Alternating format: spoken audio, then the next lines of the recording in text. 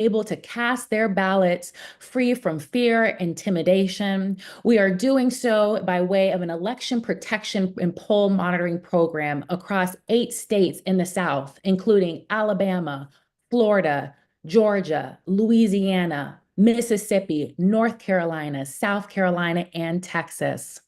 During this time, you will hear brief reports on what's occurring on the ground in these states, as well as hearing how poor and low-income voters are the swing vote in this country. As a point of housekeeping, we ask that all press utilize the Q&A function to submit your questions, which we will allot some time for at the end of this briefing.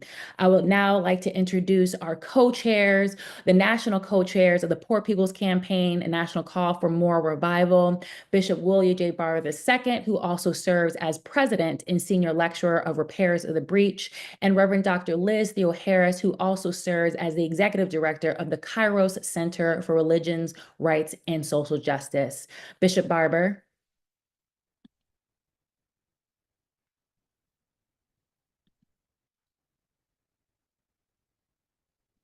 Bishop, can you hear us?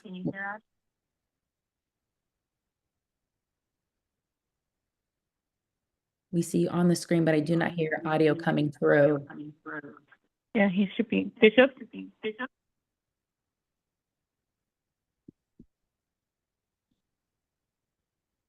Might have got disconnected. He was there. No problem. Let me try him again. Thank you so much. And while we're getting Bishop Barber on the line, I would like to start us off with Reverend Dr. Liz Theo-Harris. Thank you. Thank you so much, Reverend Kaz. It's a great honor to be with everyone today on this historic election day. If we ever needed to vote, it is now. And it's powerful to be here with the Legal Defense Fund and Forward Justice. And on behalf of the coordinating committees in states all across the country, the Poor People's Campaign, a national call for moral revival, is honored to be doing this election protection work, as well as this reminder to get out to vote. It's important that we are here to talk about the connection between economic justice and voting rights, because they're so deeply connected. This rich nation has the wherewithal to end poverty tomorrow, so we can't overlook the voices and votes of poor and low-income people, and we need to protect them. We know that poor and low-income voters make up a third of the voting electorate across the country, and in many places, especially in the South, even more. Many of the states that have election protection work happening today, Alabama, close to half of the voters are poor and low income, 42%, in Mississippi, 36%, in Louisiana. And we're doing this poll monitoring and election protection work because we know that voter suppression and intimidation denies the rights of potentially millions of Americans and our ability to make the decisions that impact our lives.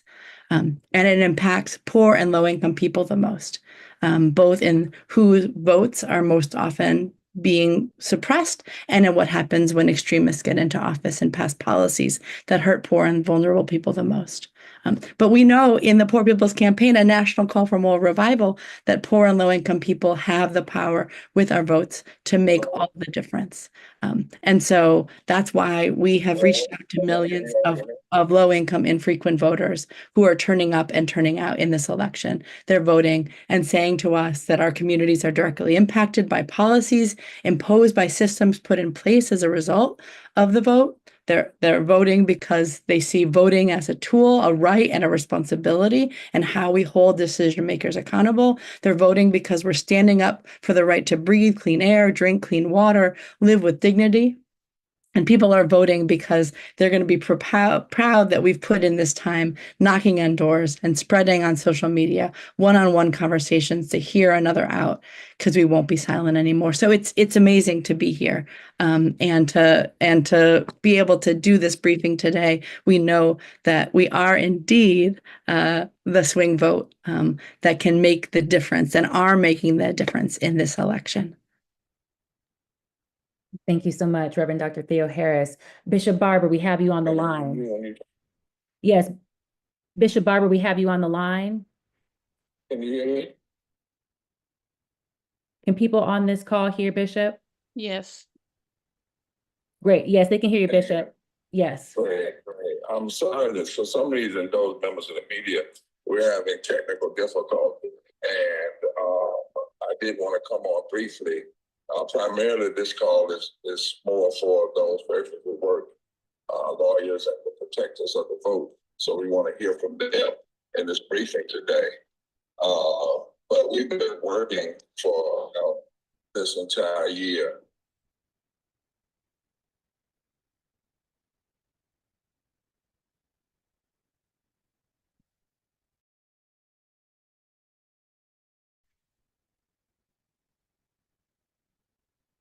Bishop, are you there?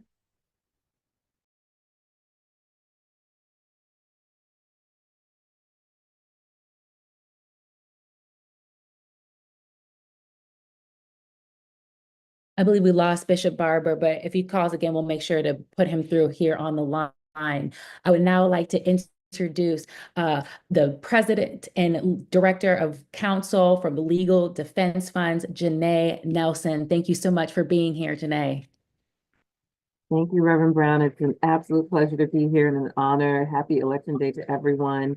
And this is such an important moment for our democracy. So thank you for the opportunity to have this briefing and conversation. I also want to thank Bishop Barber and Reverend Dr. Theo Harris and all of our friends at Forward Justice and the Poor People's Campaign for being such excellent partners in the unending work to ensure that there is full participation in our democracy, particularly among Black communities and other communities of color and other historically marginalized groups. As Dr. Brown said, my name is Janae Nelson. I'm the President and Director Counsel of Legal Defense Fund. More than 78 million people have cast a ballot during the early voting period. And today, millions more either already have or will at some point today or tonight cast their ballots. And our votes are our voices. And people across the country are making their voices heard this election cycle up and down the ballot. At every step of the election process, LDF and our partners, including Forward Justice and the Poor People's Campaign, have been deeply engaged across the South, empowering Black voters who will help determine the future of our multiracial, multi-ethnic democracy. And we're in the South for an important reason. More than half of the Black population in the United States lives in the South. And those states, as we know, have historically erected the steepest barriers to the ballot. Many of those states were covered by the Voting Rights Act, Section 5, and no longer have that protection. So to support those efforts, we have similarly empowered thousands of nonpartisan election protection volunteers across the South who are on the ground today. They've been on the ground since early voting. They were on the ground even during the primaries, and they are monitoring our poll sites to make sure that voters can fully access the polls. They're sharing pertinent information about polling location changes and other issues that come up for voters on election day. They're communicating with members of the community about the election and voting processes and addressing day of issues as they arise in the moment. They're using our 1-866 Our Vote hotline, and they are there in person to provide real-time support. So let me pivot to what we've seen so far. Based on reports from our volunteers, this year, it has been incredibly important to have nonpartisan volunteers and lawyers on the ground to help voters navigate the election. We know that there are new laws that are in place that were not in place in 2020. There are more threats in this moment than we have experienced in recent past. And so the importance of nonpartisan volunteers cannot be overstated. Some of what we've seen so far has been deeply alarming. We've seen polling locations moved. We've seen polling sites open late and even closed, leaving voters in a lurch. We saw that quite specifically in connection with some municipal elections and voters not understanding what they needed to do after a superintendent decided to quit the day before the election. Voters have had to stand in long lines, sometimes in unsafe locations, especially in places where there are no early voting periods. And there's a lack of investment and very limited election infrastructure in many places. And that leads to administrative issues like voting machine malfunctions, incorrect ballots, limited supplies. Something as simple as ensuring that voters have Black pens available to fill out their ballots isn't as easy as one would think in this all-important election. There are places where voters with disabilities and seniors have had limited access to parking or no access to ramps. We've seen poor signage in many places, so voters have to look for their polling place and don't know exactly where to go. We have been doing on-the-ground advocacy throughout the day to ensure that voters are not being disenfranchised as a result of these varied issues. And there has also been a series of non-credible threats that have briefly disrupted voting in Georgia and Florida. I just received a moment ago a bulletin that voting in Fulton County has been extended. We finally got the firm order because of these disruptions. And it's important that we push and try to litigate to make sure that no one is disenfranchised and that everyone has their allotted time to be able to vote, even if the polls have to be extended in order to accommodate that. So the sad reality is you're going to hear a lot about incidents throughout the day. Some of it may be very scary. That's where we are at this point. The goal is to intimidate you. The goal is to scare people out of voting, especially marginalized groups. But make no mistake, the biggest threat we're all facing is the threat to democracy. So it's important that voters understand this message. We cannot give up. We cannot give up our vote. We cannot give up our voice. We cannot be deterred. We must stay in line. We must cast our ballots, and we must ensure that they are counted. And LDF will be on the ground after the election to make sure that tabulation is happening appropriately and that the vote count is not interfered with or interrupted in any way. And if you have issues on election day, do not hesitate to call the Voter Protection Helpline at 866-OUR-VOTE. That's 1-866-OUR-VOTE. LDF and our partners will continue to monitor what's happening on the ground. We'll communicate with voters, and we will be taking any steps necessary to ensure that voters have full access to the ballot. I also want to reiterate that this is a nonpartisan effort, and our poll monitors are there to help. When voters see nonpartisan election protection poll monitors, they're typically identified by clothing or badges that declare their nonpartisan volunteer status. And people can rest assured that these individuals are there to serve the general public and to help them navigate the voting process. They are not pushing an agenda. They are not keeping for any party or politician. They are there to serve our democracy. So I'll close with this. As defenders of justice and access to the ballot, we are fully equipped to handle whatever today and tonight bring. We have the tools we need, no matter what, to ensure that our voices are never silenced. People who believe in this multiracial democracy where everyone's voice is heard are the majority of this country. We are the future of this country, and nothing will stand in the way of our work to ensure that our rights are protected, upheld, and expanded. So thank you very much for participating this year and every year. Thank you so much, Attorney Nelson. Thank you, thank you, thank you. We will now hear from co-founder of Forward Justice, Attorney Caitlin Swain. I am so glad to be here with you all today. There is nowhere that we would rather be except for out at a polling place in this moment. I'm Caitlin Swain, co-director of Forward Justice, Law, Policy, and Strategy Center, dedicated to advancing social, racial, and economic justice in the South. And we are so proud to be working with the Poor People's Campaign and the NAACP LDF in this cycle. There is a feeling here in North Carolina that I want to bring to this call today. And it is exactly what Director Counsel Nelson just said, which is that we are not backing down. We are going to see this election through. Collectively, the states our teams have been monitoring today control 134 electoral votes in this country, and they are home home to over 26.7 million poor and low-wage eligible infrequent voters.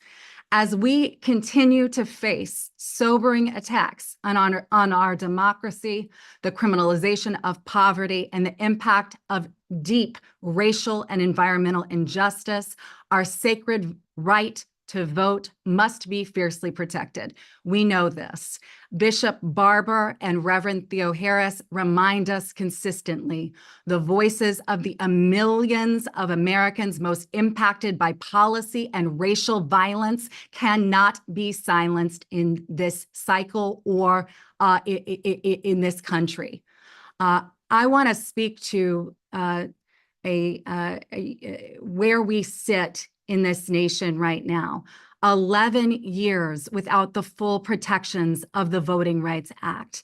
The people are united across this nation, sending a clear message that we are not going to allow the onslaught of voter suppression tactics to silence us. We are here to protect voters in each of these states so that they can cast ballots free from fear, intimidation, and coercion, and we will not back down.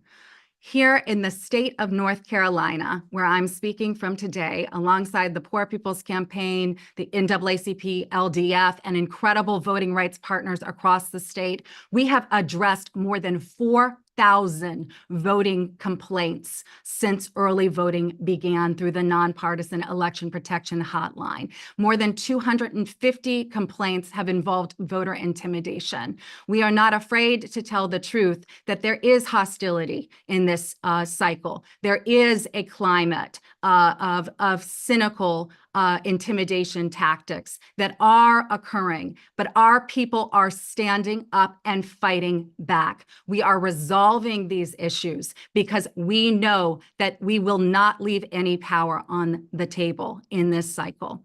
I also want to note that in North Carolina, this is the first presidential election where a discriminatory photo voter ID requirement is in place in this state. We have received more than 400 questions and complaints about that requirement, and we have been fielding that throughout the early voting period and on election day. We want to make it clear to all North Carolina voters, because we know that this is a razor-thin election and people are turning out at incredible numbers across the state.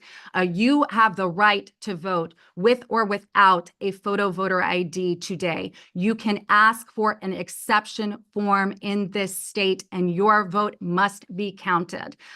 This is an issue that we are seeing here and we are seeing it in other southern states.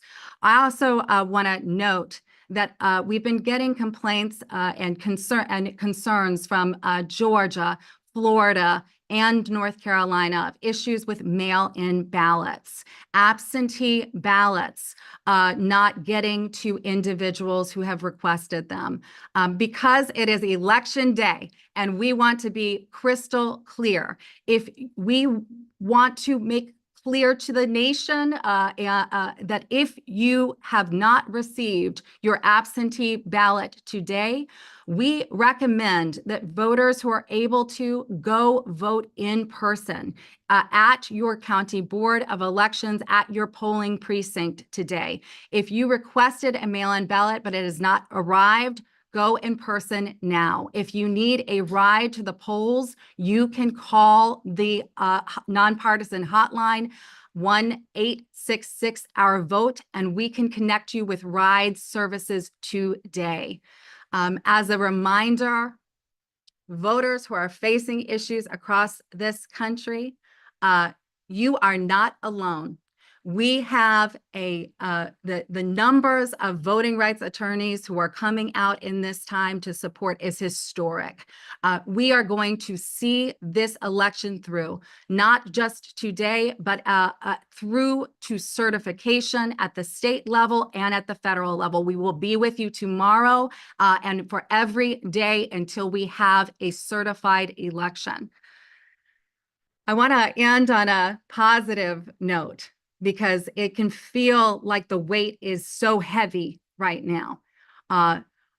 What we are seeing on the ground in the South is turnout that is unbelievable. The long lines are they should not be here. We can improve upon the election infrastructure. We can ensure that our communities are not under-resourced moving forward.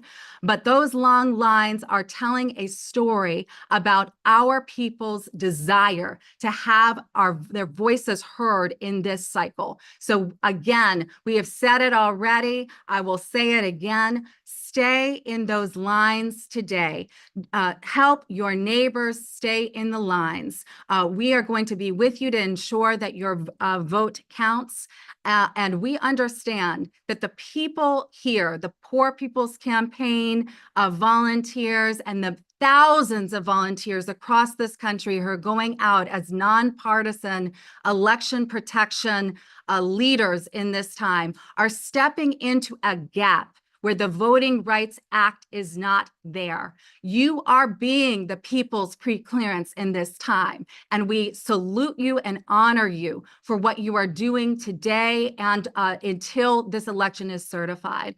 I will close there, and we're happy to take additional questions about the types of issues that we are seeing that we think may continue to come up for the rest of this day. Thank you so much. Thank you so much, Attorney Swain. Bishop Barber, we have you connected. Are you able to hear, Bishop? I can. Attorney Swain, can you hear me? I can hear you loud and clear. Hey, great. I'm just sorry to call. We had some problems with the call. I want to say to the media, I got cut off, is that this is the boldest effort we've ever seen. We're leading with a poor and as I said earlier, I want to thank Reverend Casimir and Sister Saguta for leading the effort with Repairs and Briefs, working on behalf of the Poor People's Campaign.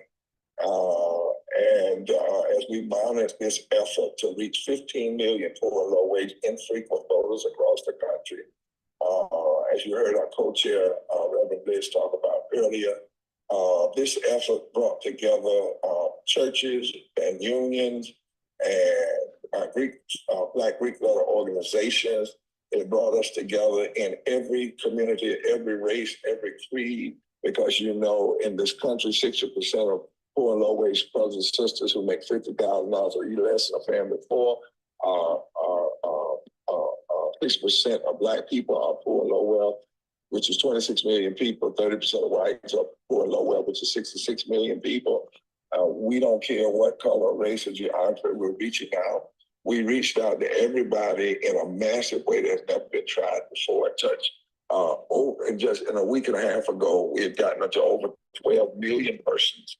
They all got video, they all got a report card on where both parties stood and both candidates stood, that are nonpartisan report cards, and a way in which to go and check their registration status and the rules around voting in their state. We reached over 900,000 poor and low-wage voters in North Carolina alone. We noted the last election, the margin of victory in the presidential race was 74,000 votes, with over 1 million poor and low-wage voters not voting.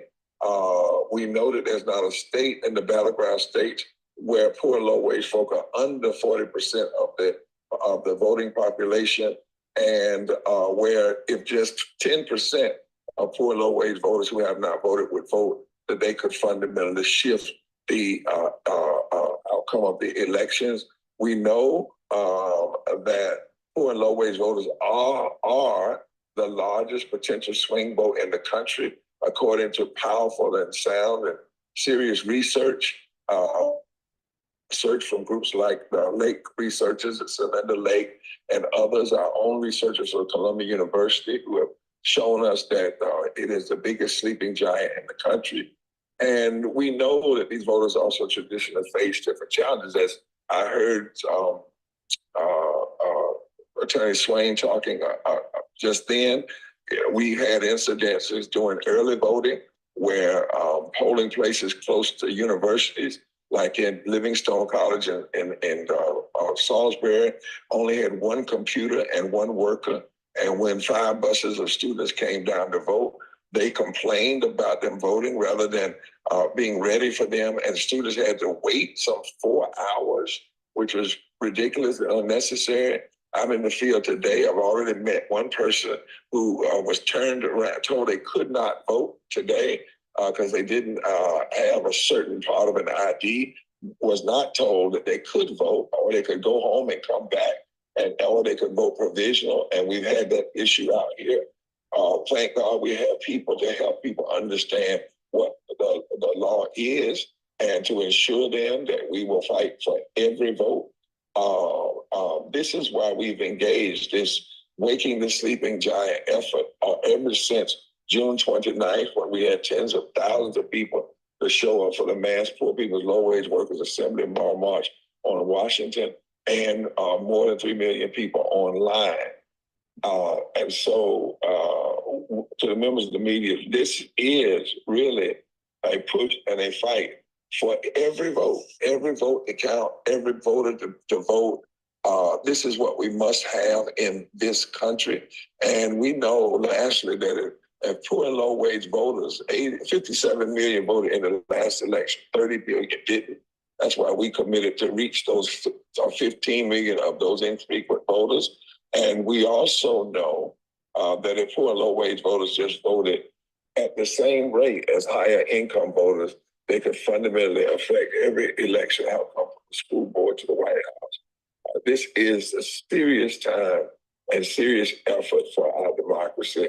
And we have engaged and will continue to engage it. And as Councilor Swain said, we will stay with this until all of the votes are tallied. What we're not going to do is ever just take one step back. We know finally in the South, 1/3 of all voters are poor, and 1/3 of all people are poor and low wage, and 1/3 of all white people are poor and low wage. We know that in the South, the greatest power it was when the poor and low wealth, Black, white, indigenous people joined together, Latinos joined together, and are able to form a voting bloc that can fundamentally shift what Dr. King called the economic architecture of the nation. That is what is at stake, and that is why we have to ensure that all of these voters get their right place at the voting booth. We will not allow or stand for taxation without representation. We want to see every vote counted. And we have said to poor and low wage voters, some of them who said the number one reason they don't vote is no one talks to them, that you have to make people hear you. And one of the ways you do that is by raising your voice and your vote.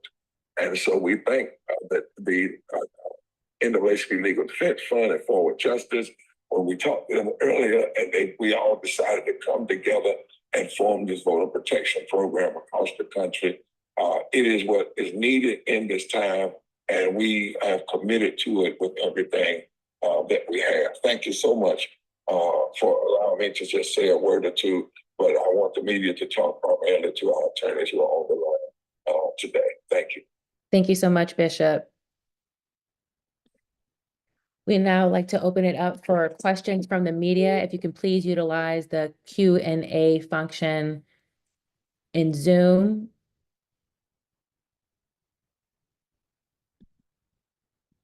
I do not see any listed. Yolanda, do you see anything on your end? No, there are no questions. Is anybody, we have somebody to raise their hand. Great, can they wants please to- utilize the Q&A function on the chat?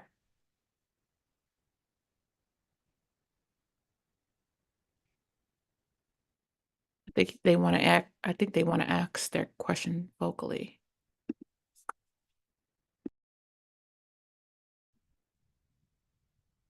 Do we have a name? Yes, Chauncey Alcorn. Yes, thank you so much, Chauncey Alcorn. I see your question. Thank you. It says, any additional details on the issues happening in Georgia?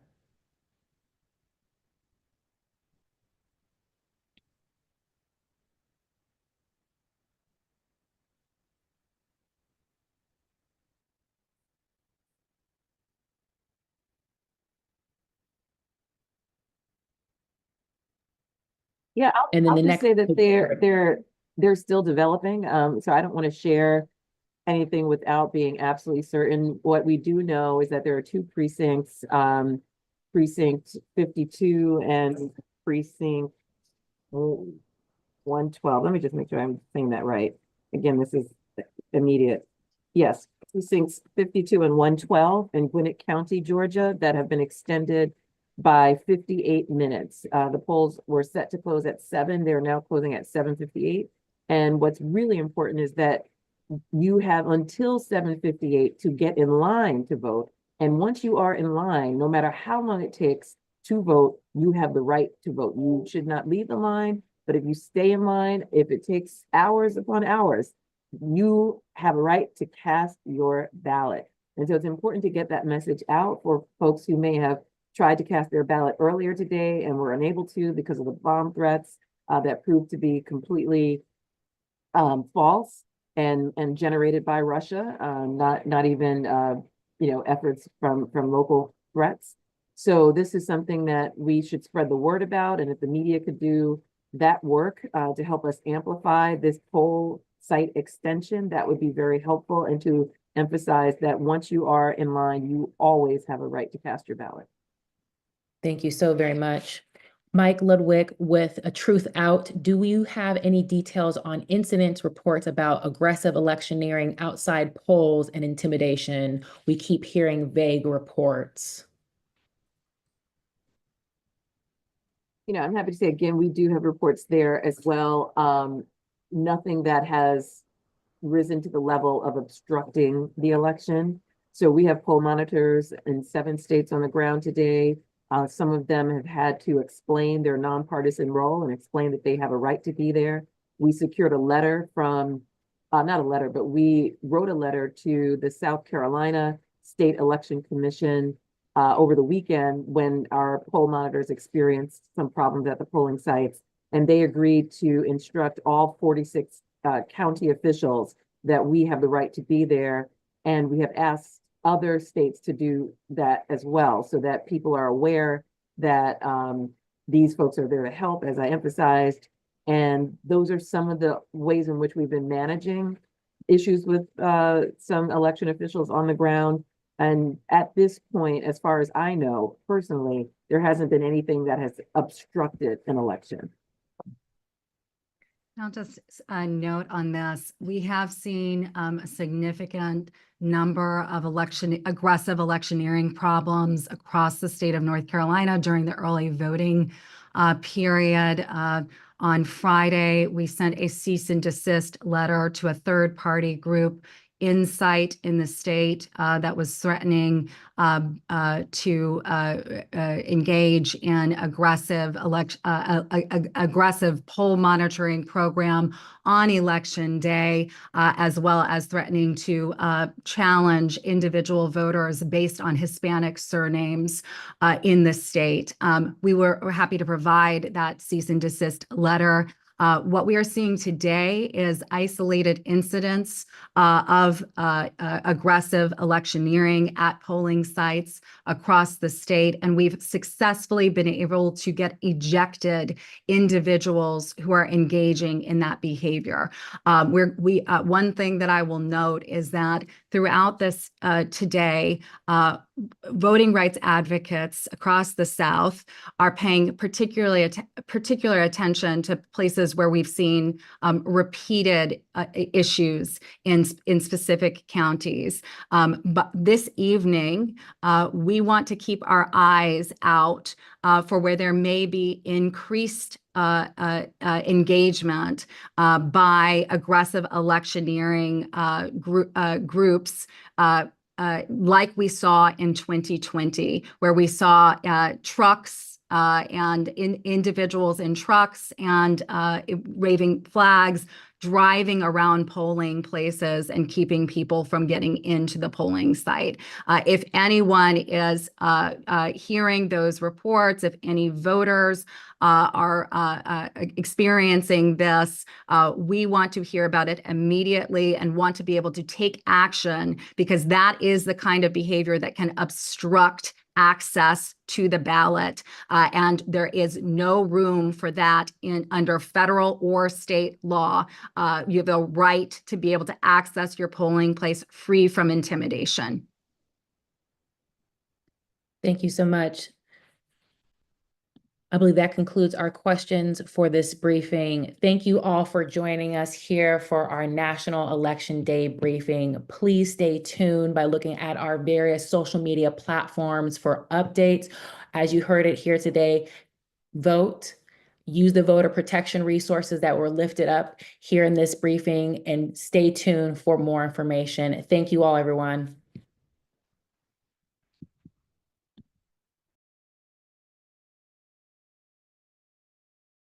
The live stream is clear.